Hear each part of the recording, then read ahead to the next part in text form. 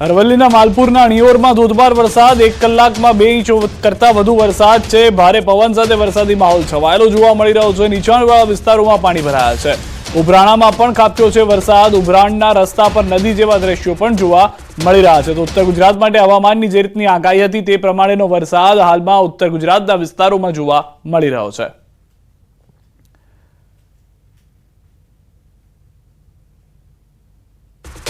અરવલ્લી જિલ્લામાં ધોધમાર વરસાદ. ભિરોડામાં 2 કલાકમાં 2 ઇંચ વરસાદ ખાબક્યો. ઇન્દ્રાસી નદીમાં આવ્યા નીર.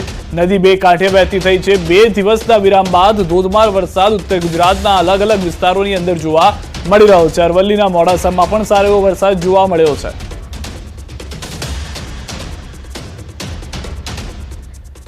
આ તરફ ફરી વરસાદી માહોલને લઈને હવામાન વિભાગ તરફથી પણ સ્પષ્ટતા કરવામાં આવી કે રાજસ્થાનમાં જે સાયક્લોનિક સર્ક્યુલેશન સિસ્ટમ જે સક્રિય થયેલી છે તેની અસર જોવા મળી રહી છે અને 5 દિવસ સુધી હજી પણ વરસાદી માહોલ રહેશે.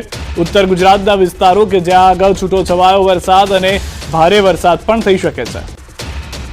તો અરવલ્લી જિલ્લામાં વરસાદી માહોલ. મોડાસા શહેરમાં ધીમી ધારે વરસાદ. 3 દિવસના વિરામ બાદ વરસાદ થયો છે. દીપ વિસ્તાર, 4 રસ્તા વિસ્તાર, કોલેજ રોડ પર વરસાદ. ભિલોડામાં 10 થી 12 વાગ્યા સુધીમાં જ 2.5 ઇંચ વરસાદ ખાબકી ગયો હોવાનો આંકડો પણ જાણવા મળી રહ્યો છે.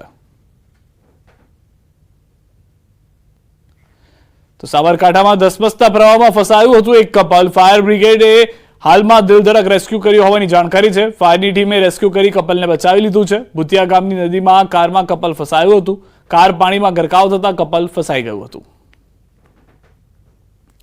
મહીસાગર જિલ્લામાં 3 દિવસના વિરામ બાદ વરસાદ આવ્યો છે. એ પહેલાના 2 દ્રશ્યો અમે આપને જોઈ રહ્યા છીએ.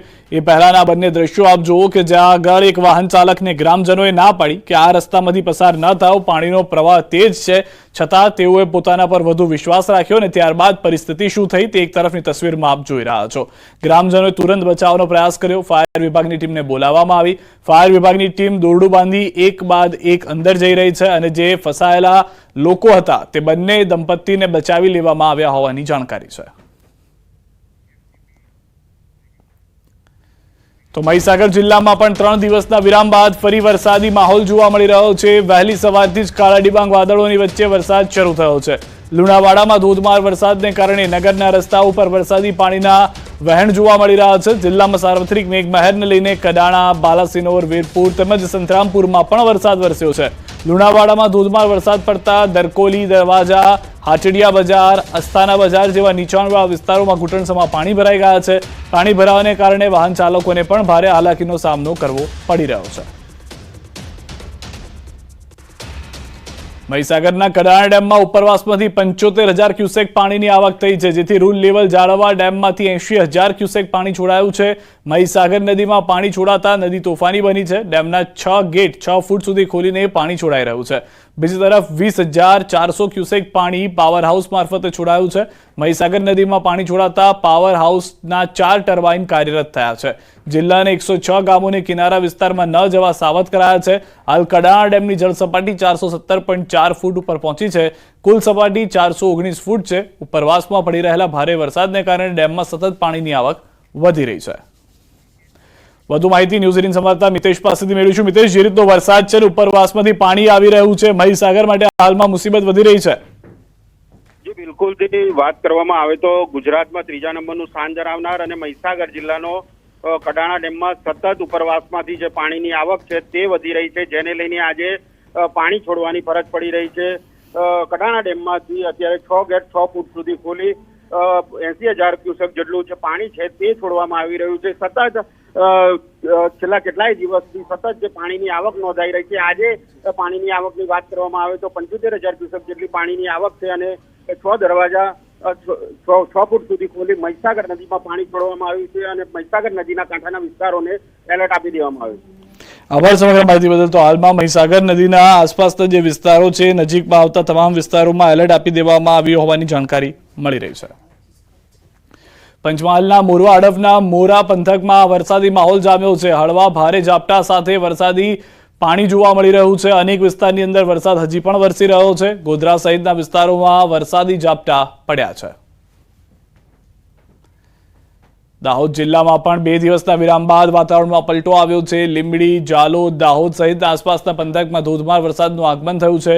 બપોર બાદ એકાએક વાતાવરણમાં પલટો જોવા મળી રહ્યો છે. વરસાદને પગલે વાતાવરણમાં ઠંડક પણ પ્રસરી ગઈ છે. તો દાહોદથી સમાચાર. લીમખેડામાં વૃક્ષ ધરાશાયી. લીમખેડામાં વરસાદ જોવા મળી રહ્યો છે. વરસાદી માહોલ વચ્ચે વૃક્ષ પણ ધરાશાયી થયું છે. પવન સાથે વરસાદમાં બની છે આ ઘટના. વૃક્ષ પડતા વાહન ચાલકોને મુશ્કેલી વધી ગઈ છે. ખેડા જિલ્લામાં પણ વાતાવરણમાં પલટો આવ્યો છે. ખેડાના કઠલાલ શહેરમાં વરસાદી માહોલ. ધોધમાર ઝાપટા બાદ કઠલાલ શહેરમાં વરસી રહ્યો છે વરસાદ. કાળા ડિબાંગ વાદળો વચ્ચે વરસી રહ્યો છે વરસાદ. કઠલાલ શહેરમાં વરસાદના પગલે ભારે બફારાથી ઠંડક લોકો અનુભવી રહ્યા છે. તો દ્વારકાના ખંભાળિયા તાલુકામાં પણ ગ્રામ્ય વિસ્તારથી સમાચાર મળી રહ્યા છે. વરસાદી માહોલ જામ્યો છે. અસહ્ય બફારા બાદ બપોરના સમયે વરસાદી ઝાપટા પડ્યા. ફોર્ટ, લાલુકા, લાલપરડા સહિતના ગામોમાં વરસાદ વરસી રહ્યો છે. સુરતમાં ટિકટોક ગર્લ કીર્તિ પટેલ વિરુદ્ધ મોરચો ખોલવામાં આવ્યો છે. સુરત પોલીસ કમિશનર કચેરી ખાતે કોળી સમાજના લોકોએ કીર્તિ પટેલ અને રામદાન ગઢવી વિરુદ્ધ સૂત્રોચ્ચાર કર્યા. ઋષિ ભારતી બાપુ વિરુદ્ધ અભદ્ર ટિપ્પણીને લઈને કોળી સમાજમાં રોષ છે. કીર્તિ પટેલ વિરુદ્ધ કાર્યવાહી કરવા પોલીસ કમિશનર કચેરીએ આવેદનપત્ર આપવામાં આવ્યું છે. ઋષિ ભારતી બાપુને બદનામ કરતા હોવાનો લગાવ્યો છે આક્ષેપ. કીર્તિ પટેલ કાપોદ્રા પોલીસ મથકના ગુનામાં વોન્ટેડ છે.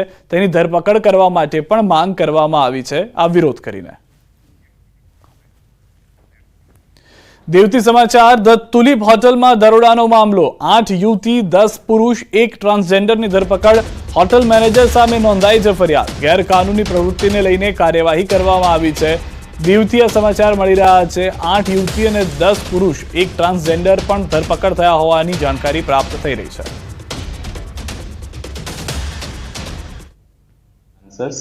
एक ट्रांसजेंडर पर्सन और करीब 9 आदमी उसमें सम्मिलित थे. उसके अलावा होटल के स्टाफ से जब पता किया गया इस इलीगल ऑब्सीन डांस के बारे में, तो उनके पास कोई भी संतोषजनक जवाब नहीं था. ना उनके पास इसके रिलेटेड कोई परमिशन है. ભરૂચથી સમાચાર. 2 વર્ષની બાળકીના અપહરણનો મામલો. પોલીસે મુંબઈથી આરોપીની કરી છે ધરપકડ. વસઈ રેલવે સ્ટેશનથી ઝડપાયો છે આરોપી. સંતાન ન હોવાને કારણે બાળકીનું કર્યું હતું અપહરણ.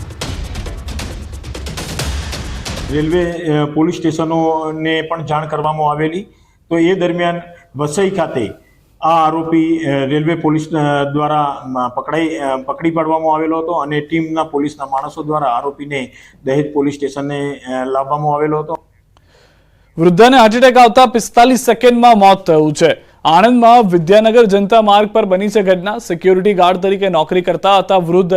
નોકરીએથી પરત ફરતા સમયે ચાલતા જઈ રહ્યા હતા એ દરમિયાન એટેક આવી ગયો. સમગ્ર ઘટનાના સીસીટીવી